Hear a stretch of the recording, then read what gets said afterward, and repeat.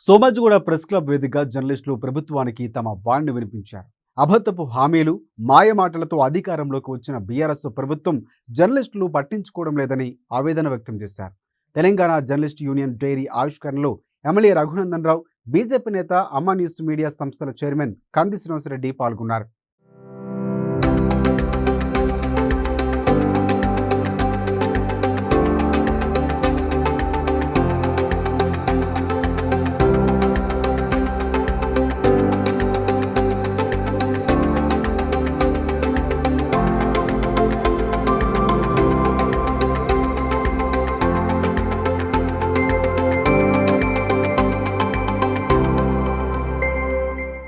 Hyderabad Somajiguda press క్లబ్లో Telangana journalist union dairy ఆవిష్కరణ అట్టహాసంగా జరిగింది. టీజేయూ రాష్ట్ర అధ్యక్షుడు కప్పర ప్రసాదరావు అధ్యక్షత వహించగా ముఖ్య అతిథిగా దుబ్బాకి ఎమ్మెల్యే రఘునందన్ రావు, విశిష్ట అతిథిగా బీజేపీ నేత అమ్మా న్యూస్ మీడియా సంస్థల సీఎండీ కంది శ్రీనివాసరెడ్డి హాజరయ్యారు. ఈ సందర్భంగా టీజేయూ డైరీ 2023ను ఆవిష్కరించారు. ఈ కార్యక్రమంలో వివిధ జిల్లాల జర్నలిస్టులు, ప్రముఖులు పాల్గొన్నారు.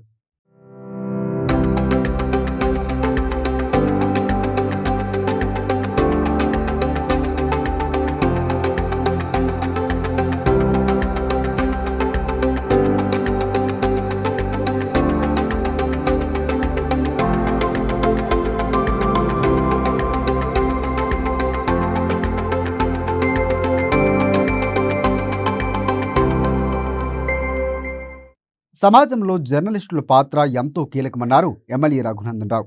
ప్రభుత్వం చేసే తప్పిదాలు ఎత్తి చూపేవారే జర్నలిస్టులని తెలిపారు. ప్రభుత్వాన్ని ప్రశ్నించడంలో పాత్రికేయులు ప్రతిపక్ష పాత్ర పోషిస్తారని తెలిపారు.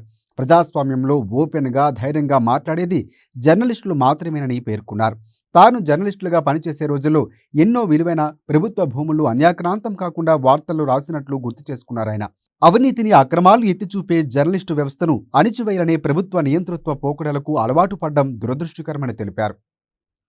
సో జర్నలిస్ట్ మిత్రులు, ప్రజాస్వామ్యంలో అందరికంటే గొప్ప పాత్ర పోషించాల్సింది ఎవరంటే జర్నలిస్ట్ మిత్రులు. ప్రజాస్వామ్యం పరిడవిల్లాలంటే పత్రికలు బాగుండాలి, మా జర్నలిస్ట్ మిత్రులు బాగుండాలి. మేము 1995లో నేను ఈనాడులో జర్నలిస్ట్ గా ప్రారంభించినప్పుడు నా లైఫ్ నేను ఇప్పటిలాగానైతే లేదు, దయచేసి ఏమనుకోవద్దు ఇప్పుడున్న జర్నలిస్ట్ మిత్రులు. ఇప్పుడు మా కృష్ణమూర్తి గారు కూర్చున్నట్టు మంచిగా కాలు మీద కాలేసుకుని కూర్చుంది. నేను ఆఫ్టర్ ఆల్ ఒక చిన్న స్ట్రింగర్ ని. నేను మండల పరిషత్ మీటింగ్ లకు పోతే మంత్రి వచ్చిందంటే లేచి నమస్తే పెడతారు మన జర్నలిస్ట్. మేము అప్పుడు గట్లే కాలు మీద కాలేసుకొని కూర్చుంది. తీటుంటే వాడే వస్తాడు, వాడే దగ్గరకు వచ్చి నమస్తే పెడతాడని అంత ధైర్యంగా ఉన్నాం మేము. 95లో అప్పుడు యోధులు మంత్రులు. ఇప్పుడు ఉన్నంతా బుడుబుక్కలేశాలు వేస్తారు, కానీ అప్పుడున్న మంత్రులకి కొంత విలువ తెలుసు, కొంత తెలిసిన వాళ్ళు మంత్రులు కొందరు. ఆ రోజులలో కేసీఆర్ గారు, కర్ణం రామచంద్రరావు గారు అట్లాంటి వాళ్ళు మా జిల్లా నుంచి ప్రాతినిధ్యం వహించేటువంటి వాళ్ళు వస్తే కూడా మేమేం పెద్ద భయపడకపోదు. ఇప్పుడు దురదృష్టం ఏమైందంటే మనోళ్ళవై దర్వాజా తీస్తున్నారు, మనోళ్ళవై దర్వాజా లేచేదాకా జర్నలిజం విలువని తగ్గిస్తా ఉన్నారు. ఇక ఇక్కడనే పంచాయతీ స్టార్ట్ అవుతుంది. అందుకే వాళ్ళకంత ధైర్యం వచ్చింది. ఏమని 5 కిలోమీటర్ల లోపలికి పొందబెడతా అన్న సపోర్ట్ యాజమాన్యాలు మాట్లాడతలేవు, కంట్రిబ్యూటర్లు మాట్లాడలేనటువంటి స్థితి ఉంది. బాగా వదిలితేనే బతకొచ్చు అనేటువంటి పరిస్థితికి జర్నలిస్ట్ మిత్రులు వచ్చారు. ఇది దురదృష్టకరం. ఇప్పుడు ఉన్నట్టుండదు. ఇప్పుడు స్పీకర్ కట్టంటే కట్టు, పట్టంటే పట్టు, కూర్చోంటే కూర్చోవాలి. అటు దిక్కున్న వాళ్ళకి అనుకూలంగా మాట్లాడితేనే ఇటు దిక్కు మైక్ ఆన్ ఉంటుంది, లేకపోతే మైక్ ఆన్ ఉండదు. అట్లా అప్పుడు ఆ రోజులలో తొలి దేశ ప్రధానిని విమర్శిస్తే కూడా వారంతా పాజిటివ్ గా తీసుకొని సభల్ని ఉందాగా నడిపినటువంటి రోజులు. ఇలా ఆ పాత్ర ఈ రాష్ట్రంలో దురదృష్టకరం. ప్రతిపక్షం పోషించలేకపోతుంది కాబట్టి ఆ పాత్రని మా జర్నలిస్ట్ మిత్రులైనా పోషించాలని చెప్పి నేను సవినయంగా వారికి అప్పీల్ చేస్తా ఉన్నాను. జర్నలిజం ఎంతో రిస్క్తో కూడుకున్న వృత్తి అని చెప్పారు బీజేపీ నేత అమ్మా మీడియా సంస్థల సీఎండీ కంది శ్రీనివాసరెడ్డి. ఎన్నో పోరాటాలకు వచ్చి ప్రాణాలకు తెగించి జర్నలిస్టులు పనిచేస్తారని కొనియాడారాయన. జర్నలిస్టులు కలం ఆగిపోతే ప్రశ్నించే ప్రజల గొంతుక మూగబోతుందని తెలిపారు. జర్నలిస్టులకు ప్రభుత్వం ఇళ్ల స్థలాలు ఇవ్వాలని కంది శ్రీనివాసరెడ్డి డిమాండ్ చేశారు. అటు ఒక రైతు కుటుంబంలో పుట్టి స్వయం కృషితో ఎదిగి తాను ఉన్నత అమ్మా న్యూస్ను స్థాపించినట్లు ఆయన తెలిపారు. ప్రతి పల్లెలో అమ్మా న్యూస్ వార్తలు ప్రసారమవుతుండడం సంతోషకరంగా ఉందని పేర్కొన్నారు. జర్నలిస్ట్ వృత్తి ఒకప్పుడు అద్భుతమైనటువంటి ఇంటెలెక్చువల్స్ వచ్చే వృత్తిలో, ఇంత పవిత్రమైన వృత్తిలో ఇప్పుడు అందరూ కూడా సాఫ్ట్వేర్ వైపు పోతున్నారు. ఛానళ్ళకి కంటెంట్, పేపర్లకి, ఎలక్ట్రానిక్ ప్రింట్ మీడియాలకి కంటెంట్ కూడా సరిగా రావట్లేదు. ఎందుకంటే మీ జనరేషన్ మీరెంతో డేరింగ్ స్టెప్స్ తీసుకొని జర్నలిజం వృత్తిలోకి వచ్చిండ్రు. కానీ ఇప్పుడు మళ్ళీ అటువంటి వాళ్ళు ఎందుకు తయారవ్వట్లేదంటే మీ వృత్తిలో ఉన్నటువంటి ఎంతో రిస్క్ తీసుకుని కష్టపడి ప్రాణాలకు తెగించి చాలా సందర్భాలలో ప్రభుత్వం మీద ఒక వ్యతిరేక వార్త రాయాలంటే వందలాది సార్లు ఆలోచించాల్సినటువంటి పరిస్థితి. జర్నలిజం వృత్తిని, జర్నలిస్టుల్ని సోషల్ సైంటిస్ట్, సామాజిక శాస్త్రవేత్తలు అంటుండే. అట్లాంటి వృత్తిని ఇప్పుడు ఒక రిస్క్ లో, ఒక ప్రమాదంలో పడింది. ఎందుకు పడింది? ఆ సమకాలీనటువంటి కాంటెంపరీ పరిస్థితులు ఏదో మీ అందరికీ తెలుసు. కానీ ఒక్కటి మాత్రం నిజం, మీ పోరాటం, మీరు చేసేటువంటి మీ కలం ఆగిపోతే కోట్లాది మంది పేదల గొంతు ప్రశ్నించడం ఆగిపోతుంది. మీ కలం రాయడం మానేస్తే మరి ప్రజలకి ప్రశ్నించే దిక్కెవరు? మీ కలం రాస్తూనే ఉండాలా, మీ ప్రయాణం సాఫీగా సాగుతూనే ఉండాలా. అప్పుడే మరింత కొత్త మంది ఈ జర్నలిజం వృత్తిలోకి ప్రవేశించడానికి ఒక సామాజిక సైంటిస్ట్, సామాజిక శాస్త్రవేత్తలుగా పల్లెటూర్ల, పట్టణాలలో పేద ప్రజల గొంతు వినిపించడానికి మరింత మంది వృత్తి నిపుణులు, ప్రొఫెషనల్లీ స్కిల్డ్ జర్నలిస్ట్ రావాలి. ఇది నా ఆకాంక్ష. నేను చాలా చిన్న కుటుంబంలో పుట్టే, రైతు కుటుంబంలో పుట్టే. ఇప్పటికి మా నాయన వ్యవసాయం చేపిస్తాడు. ఆదిలాబాద్ లో ఒక చిన్న రైతు కుటుంబంలో పుట్టినా.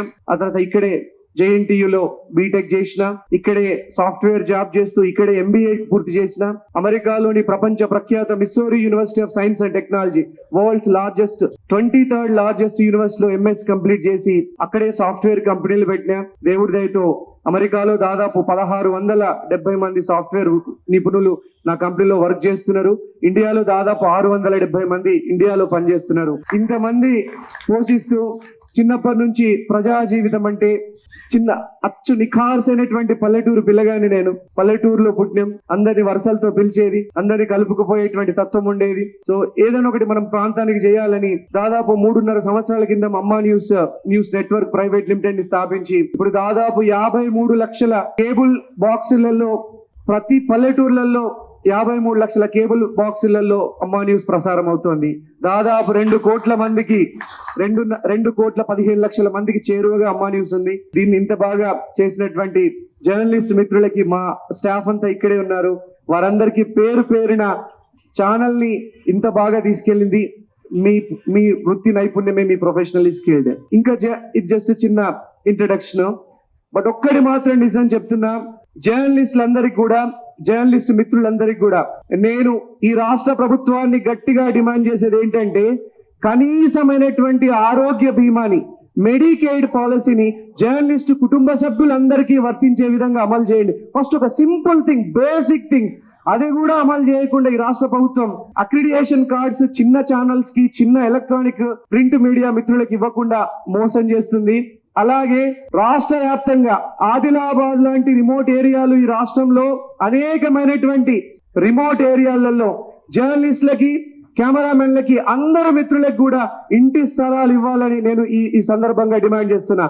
ఖచ్చితంగా నిలబెట్టుకోండి. కేసీఆర్ గారు, ఈ ప్రభుత్వము, మనం అందరం ఏమి 100 ఏళ్ళు తర్వాత బతికే పరిస్థితి లేదు, కనీసం 100 ఏళ్ల వరకు కూడా బతుకుతామో లేదు.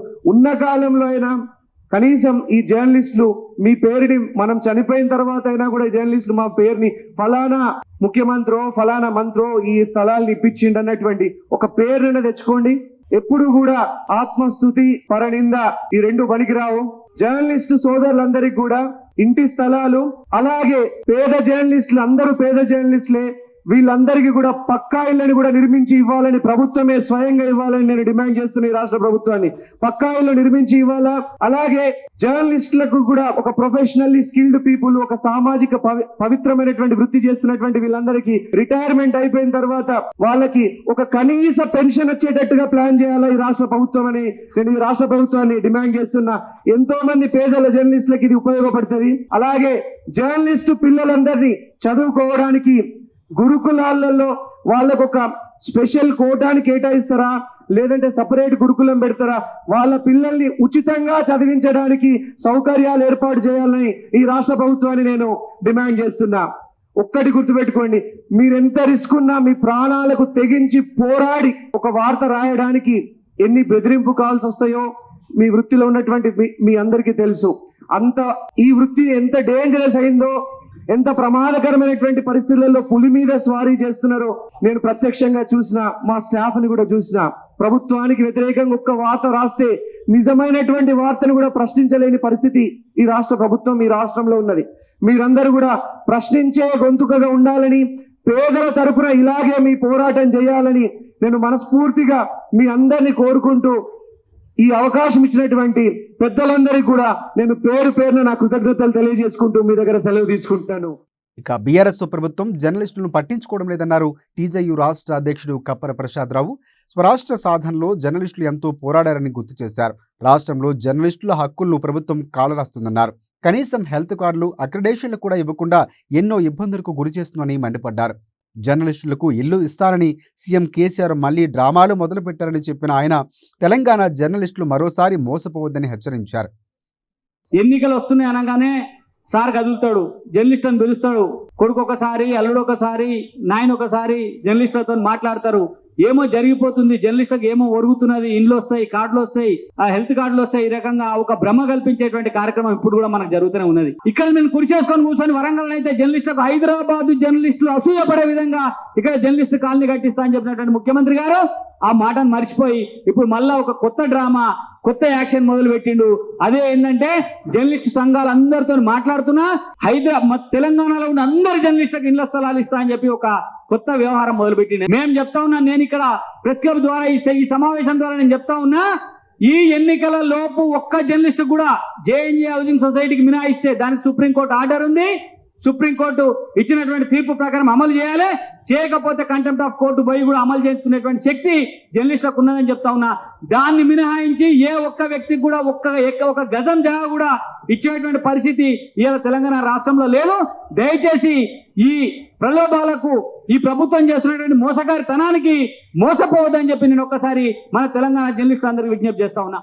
జర్నలిస్టు యూనియన్ ఢేరీ ఆవిష్కరణ వేదికగా జర్నలిస్టులు మరోసారి గొంతుకును వినిపించారు. జర్నలిస్టులపై బీఆర్ఎస్ ప్రభుత్వం అనుసరిస్తున్న తీరును జర్నలిస్టులు ఎండగట్టారు. కలం బలం ఏంటో ప్రభుత్వానికి చూపిస్తామని హెచ్చరించారు.